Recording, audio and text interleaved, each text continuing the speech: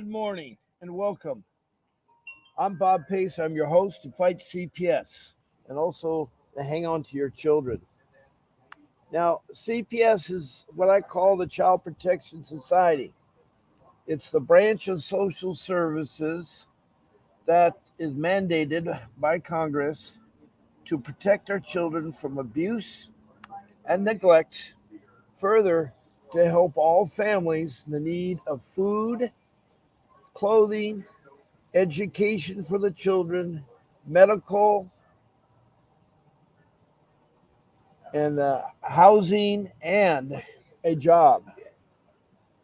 There's several things you got to think about CPS because they're going to try to take your family apart. I hate to tell you that, but CPS has turned rogue. And that's not all of CPS, but the majority of CPS cases I talk to, the people I talk to, they have turned really bad. They're going to take your children. And see, they're supposed to, if they take your children, they should always take them in, um, hold on one second here. They only take, that's the guy you need to talk to, that guy right there. Okay. They're only supposed to take your children if they're in imminent danger. And if they do, they're supposed to do family reunification. Family reunification. So keep that in mind. Now, I call the child protection system, all those branches and social services in all those counties and all those states, they're going to have different names. So when I say CPS, that's what I'm talking about, whether it's in your state or in somebody else's state. Now, this podcast is you found me on Facebook Live, and excuse me one second.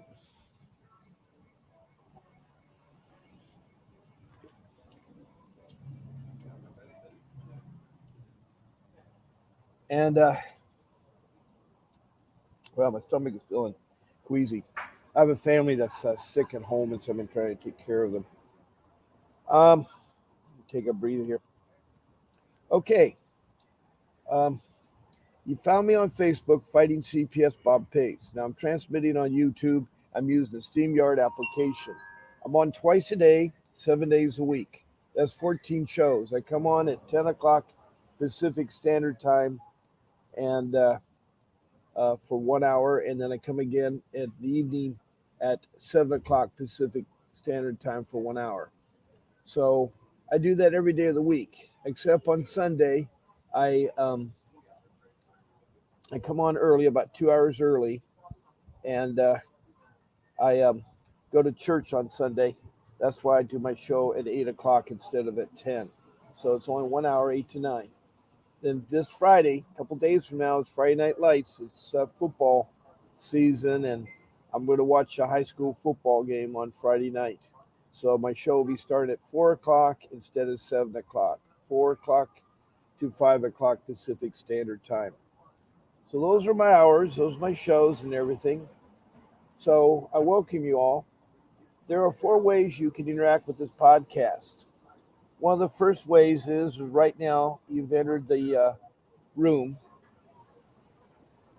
and by entering the room, you can listen, take notes, and also react. I have emojis you can use, like thumbs up, hearts, smiley faces. Also, if you like me, you can send me stars, and lots of stars be much appreciated. And then also, if you wanted to follow me, please check the subscribe button down below. And then also check the notifications so you never miss one of my podcasts. So it will remind you when I'm on. And eventually you'll figure out the time on it. Now, you may want to do something more, like you may want to talk. I've lost my mouse pointer. There it is.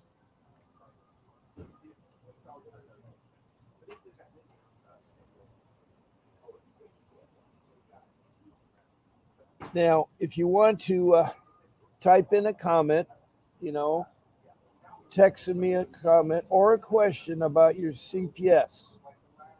It should pertain to CPS. We're in this room. We're going to concentrate on the child protection system. Please show me your name, and your first name is all you have to show. And then the city or the county that you're from and the state. I'm trying to get a consensus of where all the good CPS is and bad CPS is. Also, I am reaching countries worldwide, and I've had 14 countries that have texted into me. So if you're from a country, all I need to see is your city and your country. And then be very complete with your CPS case. If you tell me some information ahead of time, it will help me. It will help me. Um, it'll help me understand your case, and I don't have to ask a lot of questions about your case. What I mean by that is start off at the beginning, like, what is your family makeup? Are you a husband, wife? Uh, are you girlfriend, boyfriend? Are you lovers? Are you a partner? And then, are you both parents involved, or are you a single parent? And are the parents the same biological father and mother of the children? Also, the age of the children and the sexes of the children. And then, what were you charged with? What are your allegations? More than neglect or abuse, but maybe the details. And then, how were the children taken? How were they taken from you? Did you surrender to them? Did they have a warrant? Uh, did they take them?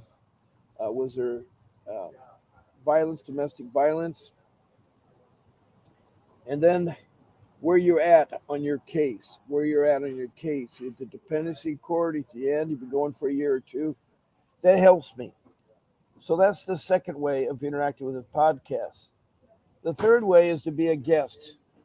And I have a show producer. Her name is Grace. She works hard behind the scenes. She helps my show run smoothly. I want to thank her for her hard work.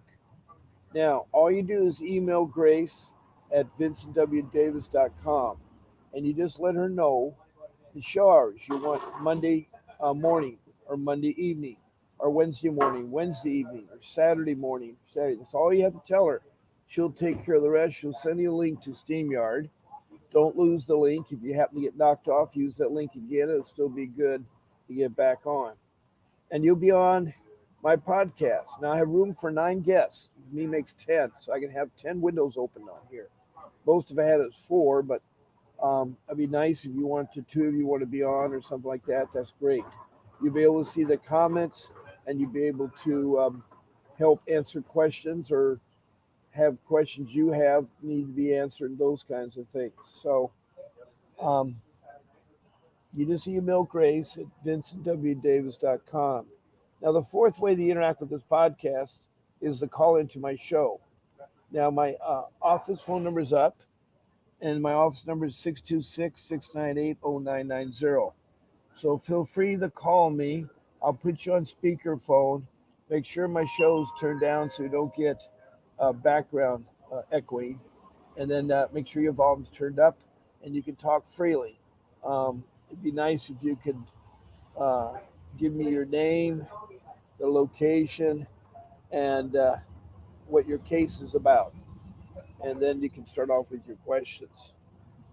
So just phone number is available. I will not answer the phone before my show or after my show. So you need to call during my show times. And that's 626-698-0990. And that is the fourth way. Now, you can be just by being in the room is one way. By texting me comments is another way. By being a guest is a third way, and be on the phone is a fourth way. So there's 4 ways you can interact. I see someone in my room, and hello there. And all you have to do if you want to ask questions, text in a comment or say hi, and that would be great. Now, there's lots of ways I can go. I usually have my regulars. One of them is Faye Manley from Richmond, Kentucky, and she was having a terrible time last night with the drones. The police drones were harassing her house. So hopefully she got some sleep. Hopefully she got some sleep.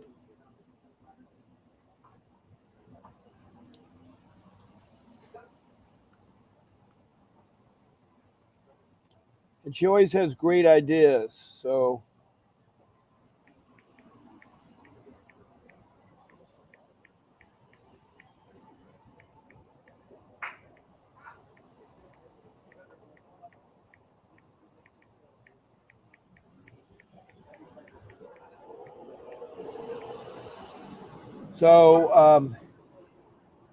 she is a single mom. She's trying to get guardianship of her special needs son, who's in his 20s. She lost a daughter through no fault of her own. It was taken from her and forced into foster care. Weird. She says that she's okay to take care of her son, but she's not okay to take care of her daughter. How can she be okay for the son and not for the daughter?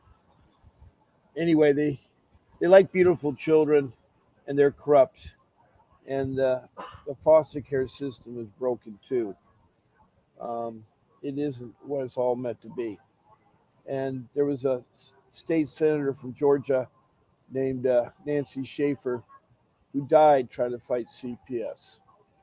She was an advocate of abortion, and she was a very good woman and said that we need to abolish CPS and start all over again. I agree. You don't need to get rid of CPS because it's badly needed. There are hundreds of cases every day, or 1,000 cases every day that go unreported, that go where a child dies. Faye has been keeping track of 27 to 30 children that have died in the Kentucky's hands of CPS. And so it's really sad that children are used as pawns or whatever the thing is. It's terrible. It certainly is terrible. No question about that.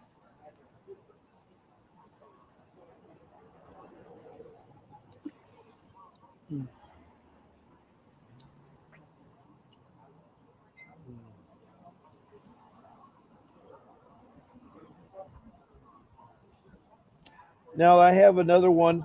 KK Richardson came in. She's from Brooklyn, New York, and she gave me an update on her case. It's nice to see her too. We were trying to get back the people who used to go to her room all the time, and we had some glitches with Facebook, but they're working on it. Hopefully, they're working on it.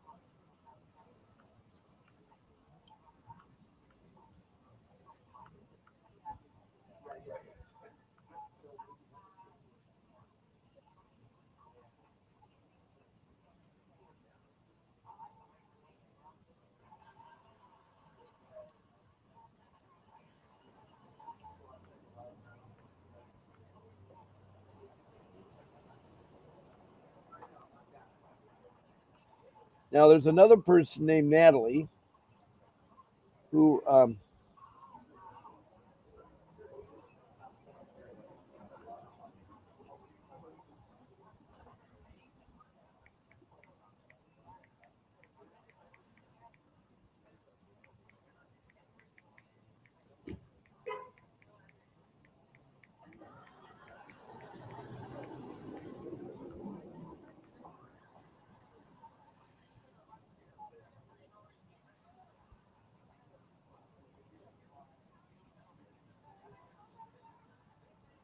we had three people yesterday that tried to call. One of them said their phone was hacked, and so it is tough. Um,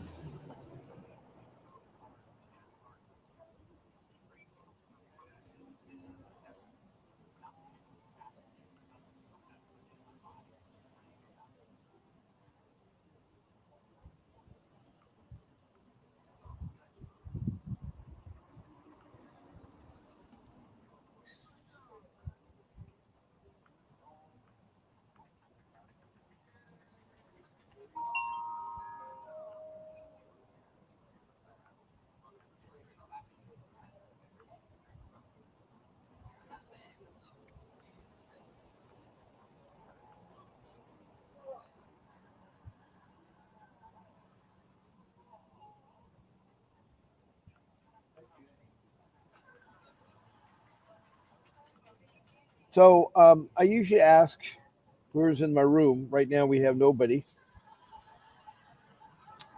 What would you like to talk about? I could talk about my case, which was an awful case. I hate talking about it. Or we could talk about the type of CPS workers there are and how corrupt the CPS workers are. Um, or we can talk about the 5 rules that I've come up with that will help you with your CPS case. Also, I have Core's Digest, which is interest because it has articles in there about CPS with a question, and then there's an answer, and then we can read the question, the answer, and see how we would answer it and see how different it would be. But it's about CPS. There's also topics. I have over 75 tabs opened up, and I have topics about everything, whether it's the ICWA, which is the Indian Child Welfare Act of 1978, that basically states that CPS must turn over children that are Indian to the tribe, and the tribe will put them into families and reunite the children. Too many Indian children, the last 150 years, have been given away too freely to foster care, and the parents have been forgotten about. It's sad. Sometimes during the day, I look at topics to talk about, and I was looking at Great Britain and what they do with their children and how their services work. They have the same problem. They have the same problem. Um, and a lot of it's lack of parenting skills and education. You see, you aren't born with a manual about how to raise a child or how to fight CPS or how to do your checkbook. There's all these life skills. They used to be taught in high school. They're not anymore. I really think they should be. I think you should get 4 years while you're in high school of life skills every semester. And they should be different. They should be related to raising a family, divorce and marriage, doing your taxes. There should be all kinds of good stuff. But it doesn't seem to be the case.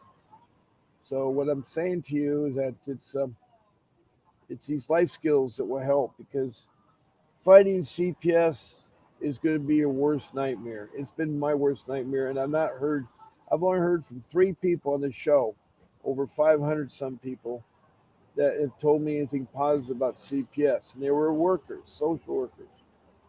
One had a clinical psychology degree from Maryland and had 6 months of training in Maryland. The second one was a third party social worker where she was hired out in Indiana or Illinois about um, helping them out. And so she told me that she agreed with how bad CPS. The clinical social worker, Carol from Maryland, was pleasant for 40 minutes, but she had no idea why CPS is bad. Her place is, I guess, one of the good ones.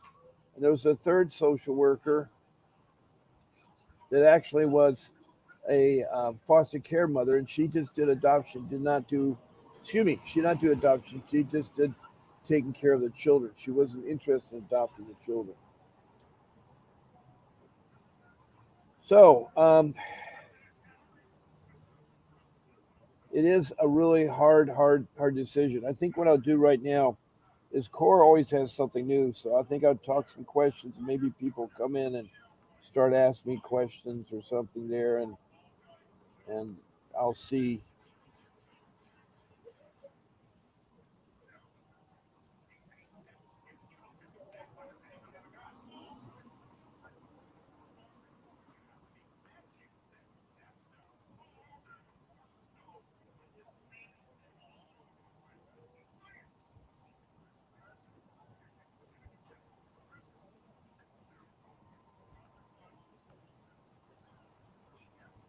Let me see here with Corey here. Now, Core is something you can subscribe to. It's called Core Digest. It's the application, and I have a new one here. And here's a question that came up: why do they force a child to pay child care when you're unable to work? Well, that sounds like a good question that people like to hear about.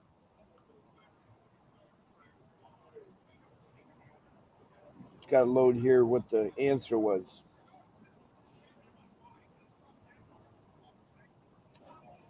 Lynn, who's a divorced single mom of two grown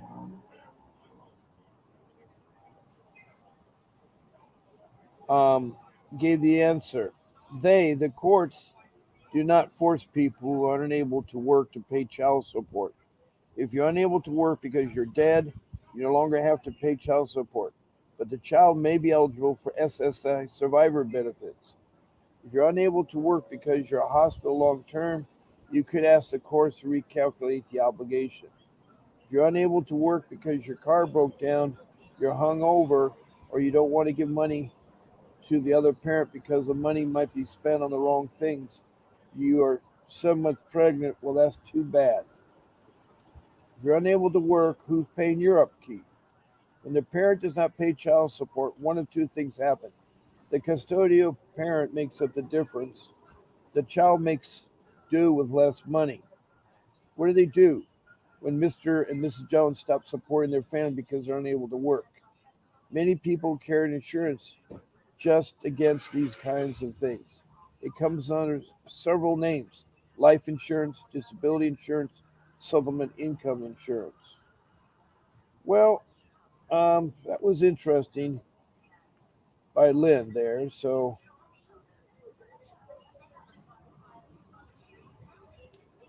now here's another one.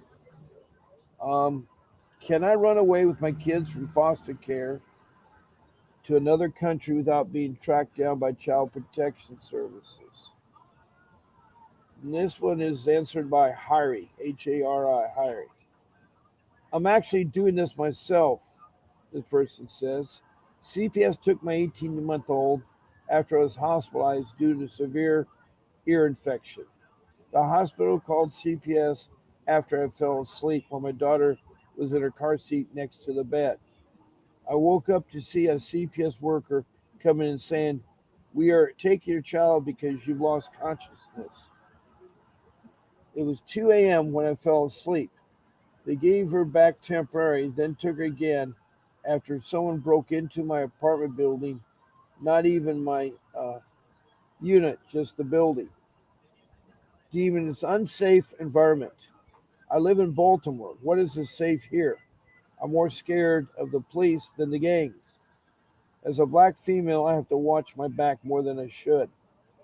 Thing is, the hospital wants to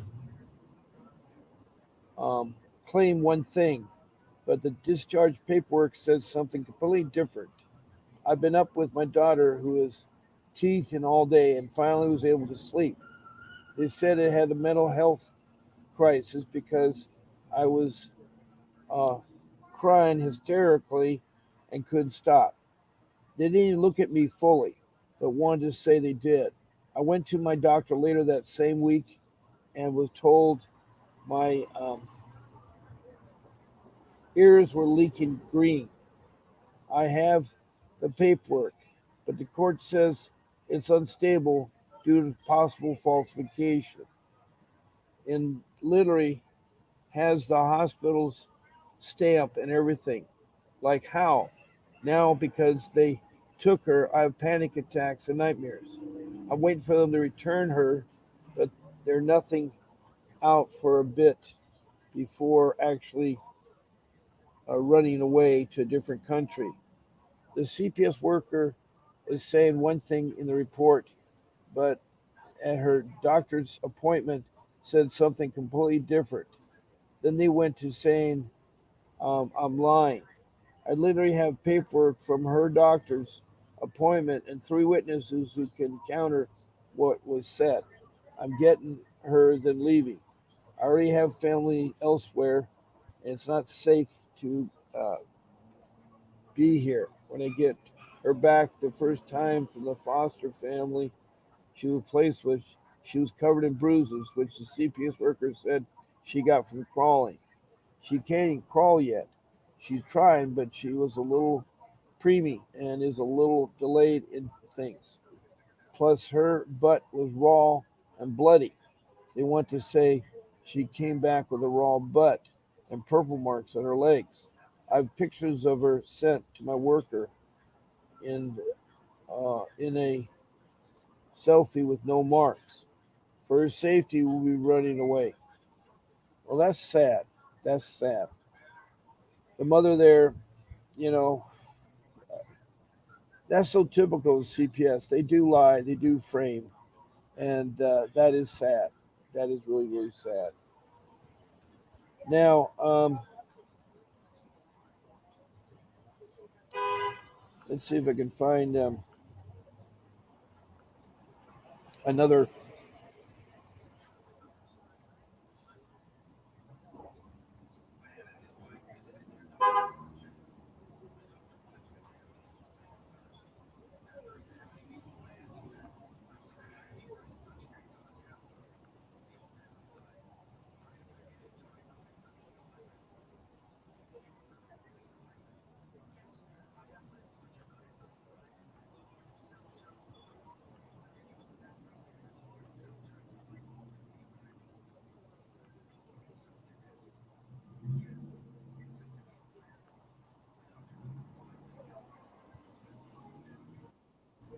Well, here's an interesting article here on Quora. Um, this is just about the person I was talking about. Um,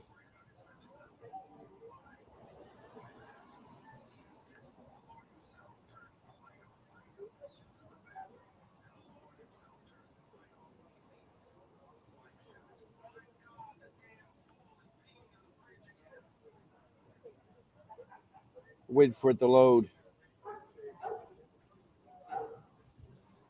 How does CPS get away with lying on the stand?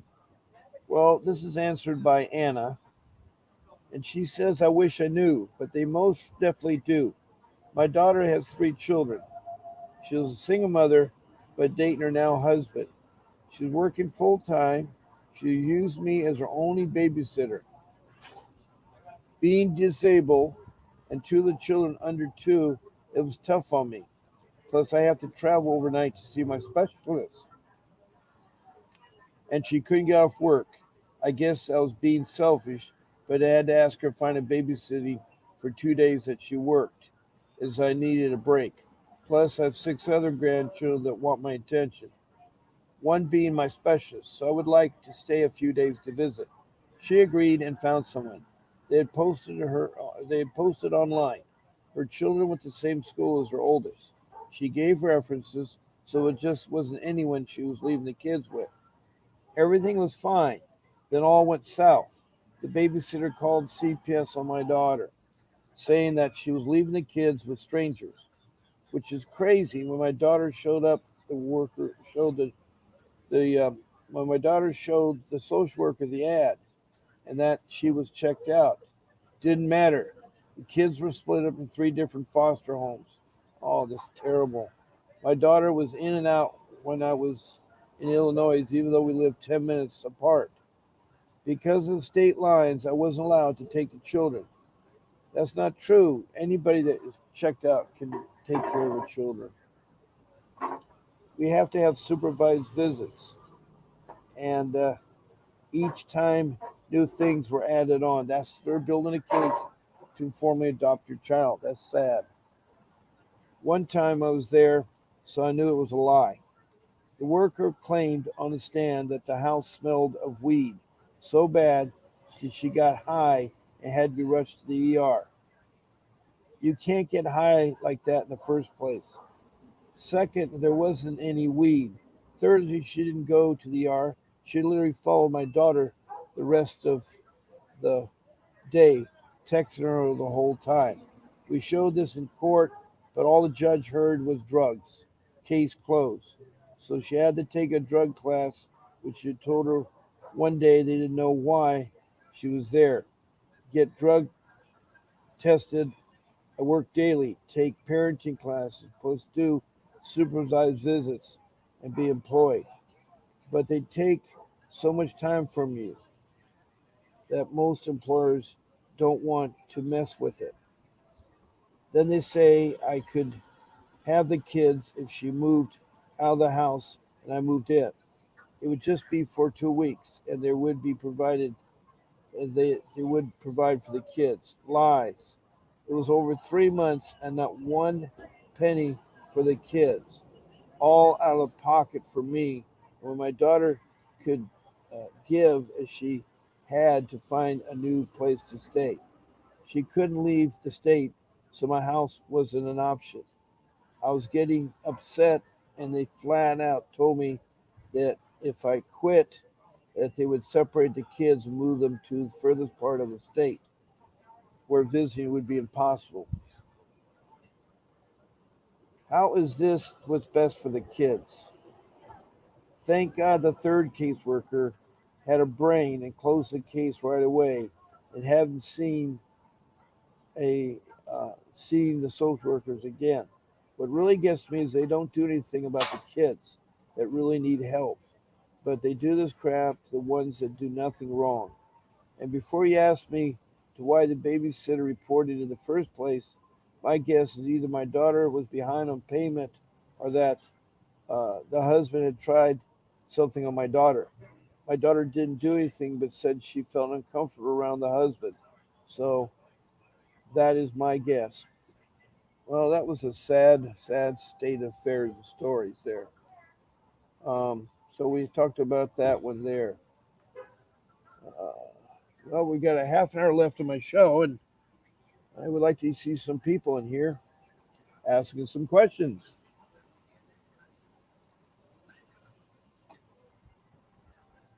Mm.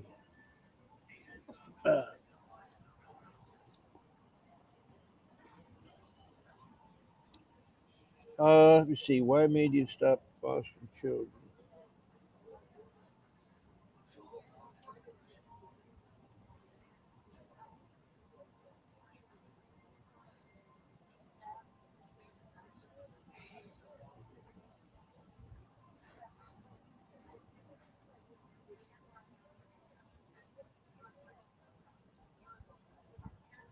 Here's one. Is it possible to refuse entry to a CPS worker who comes to your house without warning?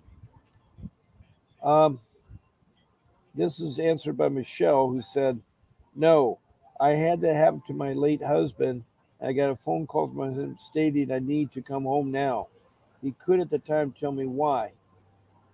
Come to find out, a false complaint against my husband was filed involving my daughter. He was with her stepfather. CPS had come to her house with no warning at all. This was in North Carolina. Did an investigation. They had my daughter's medical records examined, did a top to bottom inspection of her home, talked to every teacher she had since kindergarten, plus babysitters I had in the past. They found out that my daughter was well taken care of, never been abused. We went to court and the complaint was dismissed. Karma struck those that file false reports. Good luck with social service. Well, that was a happy story. Sheesh, I hate that. And they come with a warning. Well, first of all, one of my rules, rule number 3, you do not have to open the door to anybody. You can ignore the knock on the door and wait for it to subside. The reason why I mention that, we've had a lot of people killed lately, needlessly. We had a black hair man that answered the door, unlocked the door, and the sheriff took his gun out and fired 5 shots and killed him while he's on his phone talking to FaceTime. He died. It's unnecessary. We also had a woman recently that was arguing with a cop in her kitchen, and he shot her 5 times in the face, and she's dead. Then there was the Korean lady that was shot by 2 policemen, and she's dead. She has some mental problems. So you don't have to answer the door. You don't need to let them in. There's only 3 ways you can get into your house. You give them permission, or some of your house gives them permission, or it's domestic violence is so bad, extreme damage is going to happen to your child. They can come in. So no arguing in front of the children, no domestic violence, no hitting or anything. The third way is a court order. They have to have a warrant, a legitimate warrant to enter your home and to search it and to hand over the child and so forth. It's got to be a warrant. Um,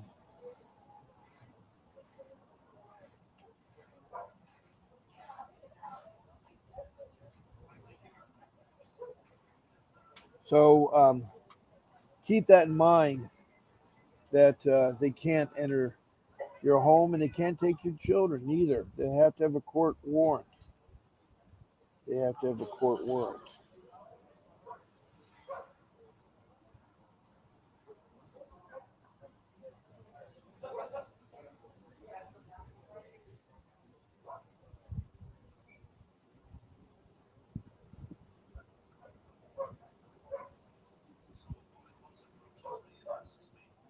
Here's another one. What is the protocol for teachers reporting abuse at home? Do they call child protection services? If so, what happens next? Well, this is answered by Nancy, who is a bilingual counselor, educator. Um, she said that I was a bilingual educator for a long time, which includes me being a counselor. Anyone who suspects child abuse ethically has to report it to CPS. They still do, and still, if I observe child abuse, I would report it. A case would be opened, reports would be made, my observations would have been taken to see if what I observed a warrant a report. I've been threatened for reporting a parent who was abusive. I believe the same thing, the process still stands.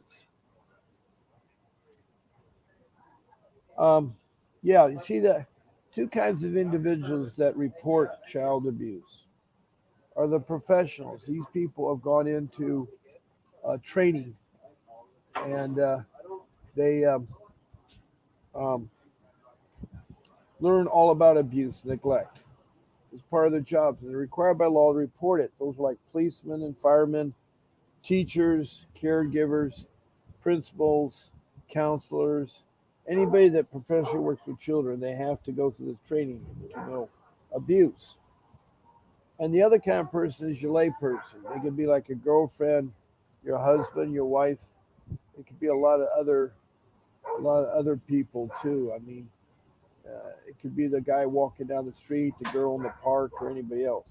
Well, those are called lay people, and it's sad. Lay people, 50% of them use it for alternative motives. Like, the neighbor doesn't like the guy's yard going on his yard, he'll call the CPS to make up a story that the neighbor's children is running, um, the babies are running in the yard.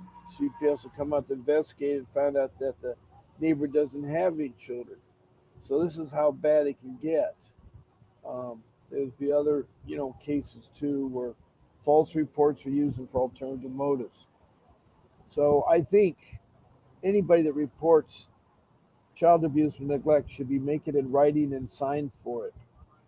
That way it can still be kept confidential, but if it turns out to be a false claim, then that person should be prosecuted.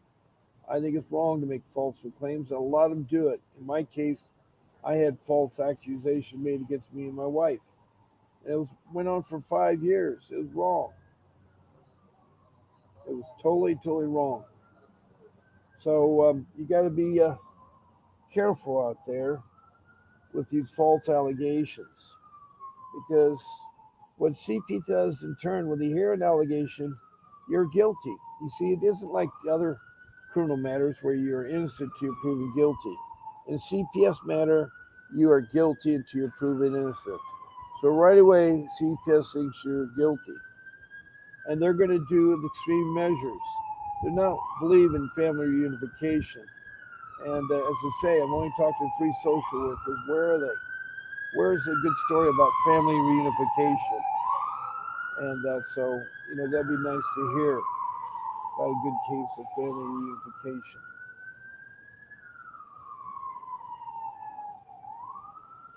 Now, I've talked about a little bit about Core's Digest. I don't know if you want me to keep going on. Um,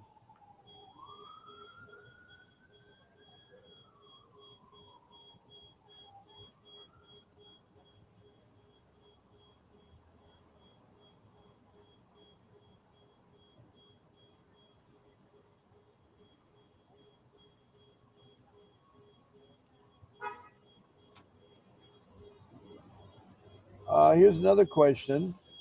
Why would CPS be dragging my case out when I completed everything I was ordered to do? I've heard that from a lot of you parents out there. The answer is by Kay, who's a social worker from Eastern Michigan University. Kay says, I know this is very difficult for you to understand. However, it's all about the money. The CPS system is broken, like the courts are broken and so on. This is interesting from Kay, who's a social worker. Cases are brought out so it'll be dragged on. I'm not certain when your case entails unless I went to see your case. I would not possibly explain all this on here. The only one that has your case file is your caseworker, most likely the judge. It's a lot of jumping through hoops. That's for a certain waiting game and patience on your part. What you need to do,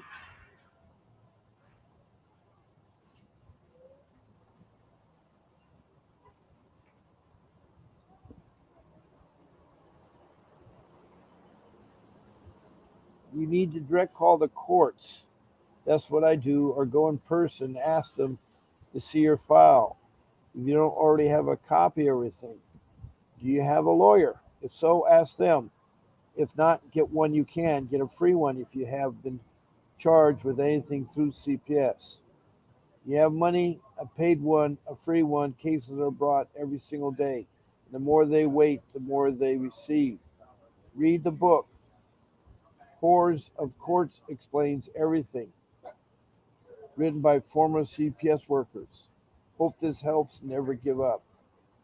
Well, that was a nice answer there. So CPS does drag out cases because they want to formally adopt your child. They want to formally adopt your child.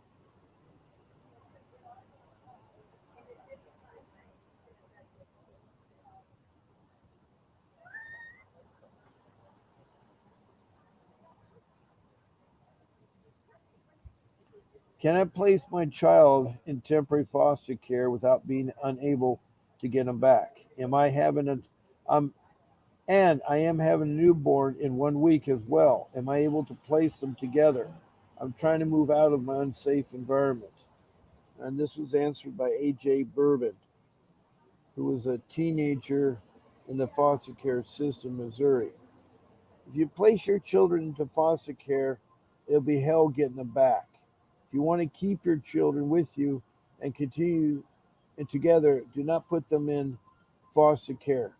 Please do your best to find a family member that can watch over them temporarily or find a place to go that you can take them without you. Foster care is a horrible, horrible place. I was a foster care kid and I watched the state steal children after children from loving families that just wanted them home.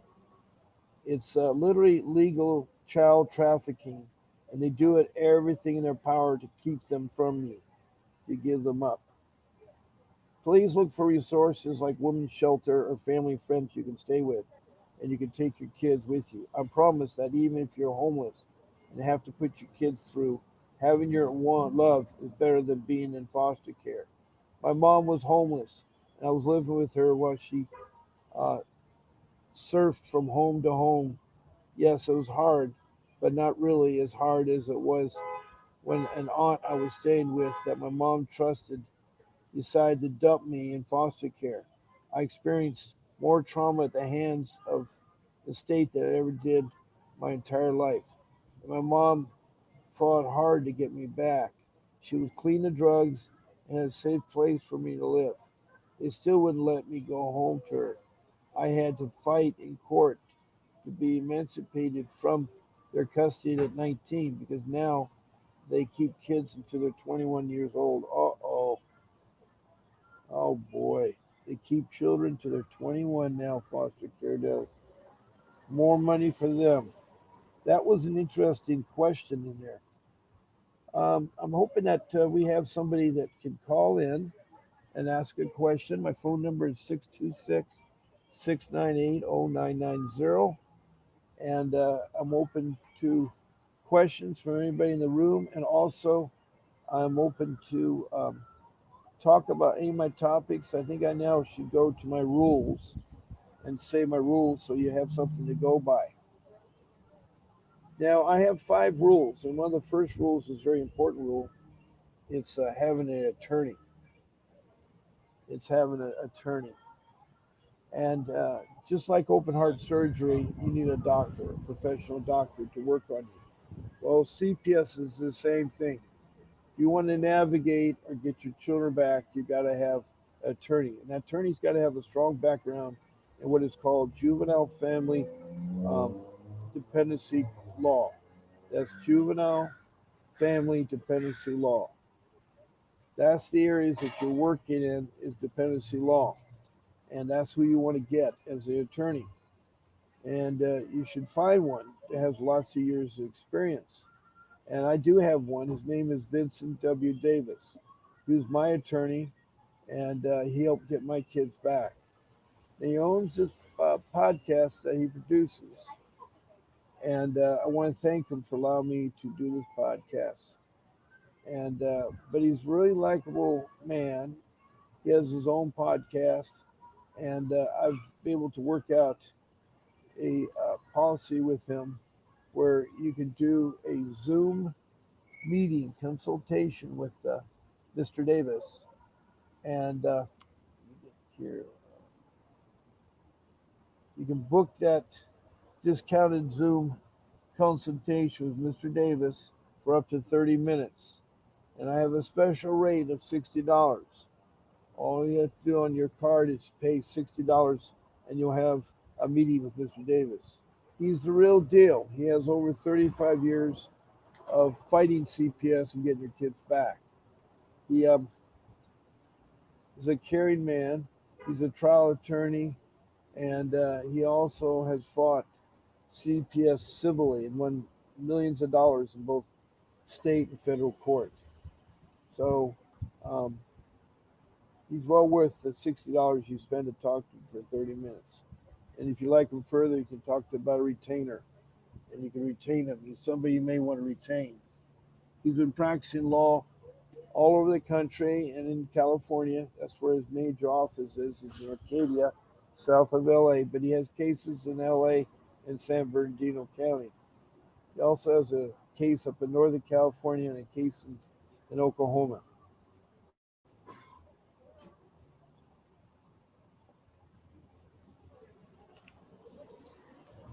Um,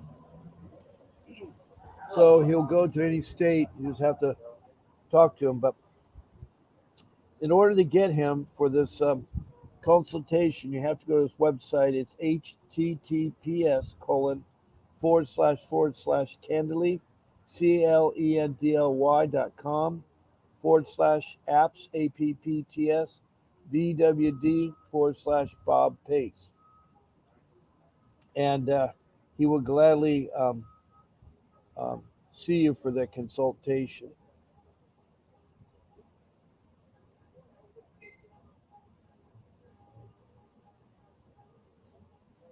Um,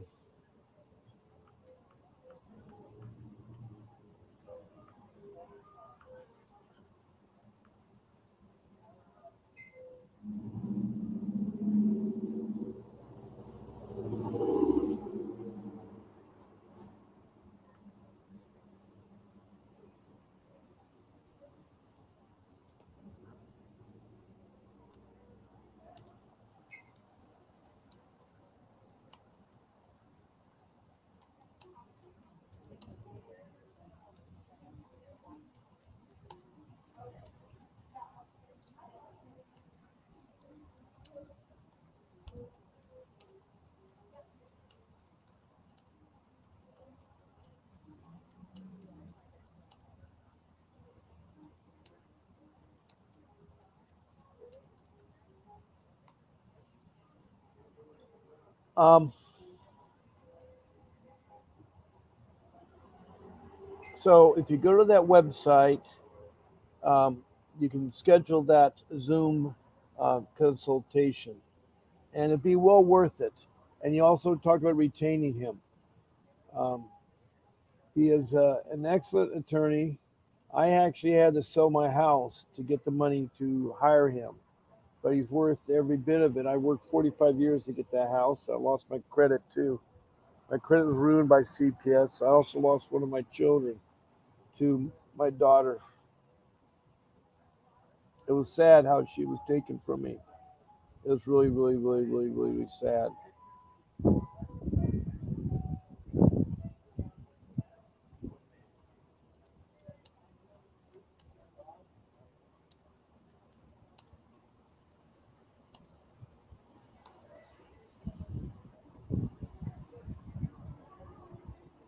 Um,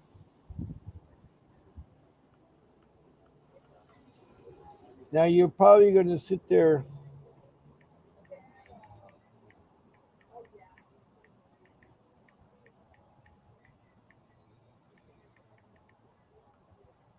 You probably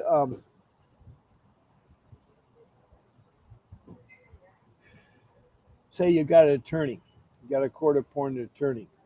There's nothing wrong with using a court-appointed attorney, but understand this: the court-appointed attorney is going to have a caseload of 30 or more clients, so they won't have time for your case. Also, they're newly trained in criminal law, but not dependency law, and they don't have the background in juvenile or family law, along with the dependency law. So I'm telling you is that they won't even fight for your case. They're going to go with the flow. So you're going to lose your children no matter what. I've tried the court-appointed attorneys. They're bad. Also, if you try to get the wrong attorney and pay the money, they're going to take your money. You don't want a criminal attorney. You want an attorney that is trained in dependency law that deals with juveniles and families. That's what you want. A family dependency law attorney, a juvenile family dependency law attorney. And that's so important to get that. And Mr. Davis is that man. And I recommend you that you go to that website and take him in. Now, there is a phone number on my screen that takes you to his office. It's 888-888-6582. That's the law offices of Vincent W. Davis.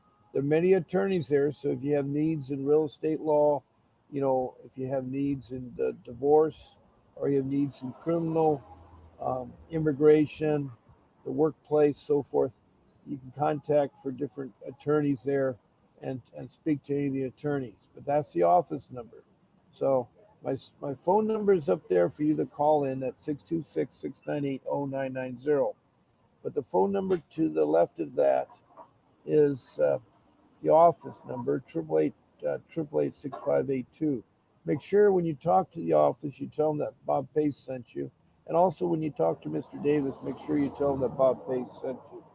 Now, the other link that you need to know is the link for the consultation to get there to see Mr. Davis. Now, the link again is https colon /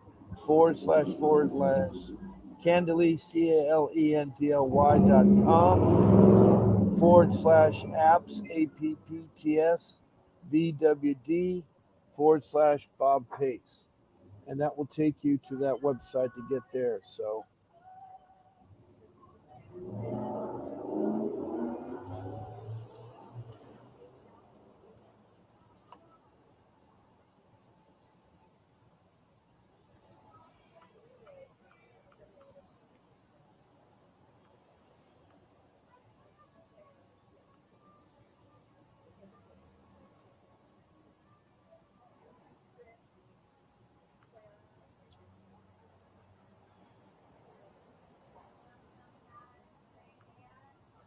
um, so that's rule number one: get an attorney.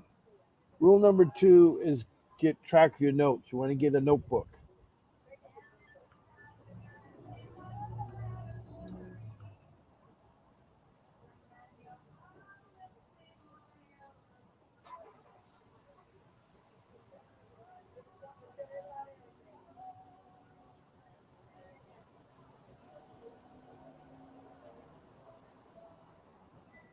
Now that notebook is 8.5 by 11 inches. It's 3 rings.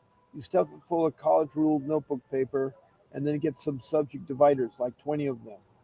And one of the most important aspects is you need to have a timeline or incident log of all the incidents that have taken place about CPS, whether they're with your children, with family members, or with strangers, or with CPS, or with the courts, or your lawyer, whatever the instance is revolving CPS, write it down. You start off with the date, the time, the location, and the people involved.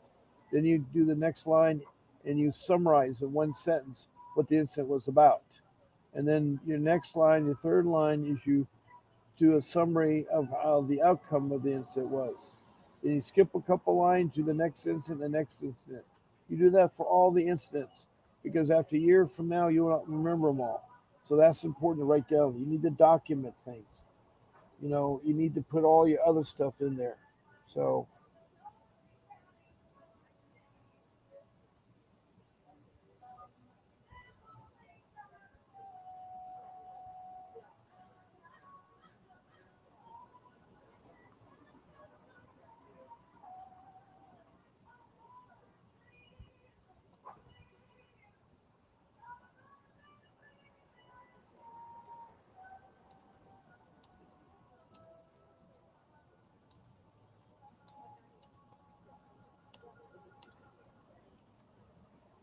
now, rule number 3 is, as I said earlier, you do not talk to CPS. You don't open your door.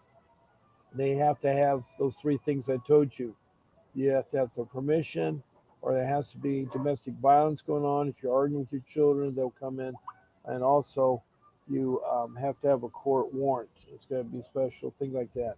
Now, rule number 4 is you want to do research. You want to research very lengthy time, like 60 hours, about what your case was about. What your case was about.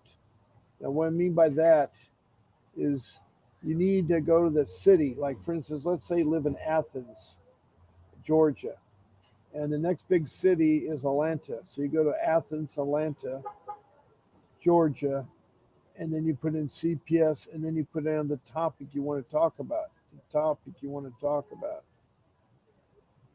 So you put that in there, and you spend that 60 hours looking and researching about it.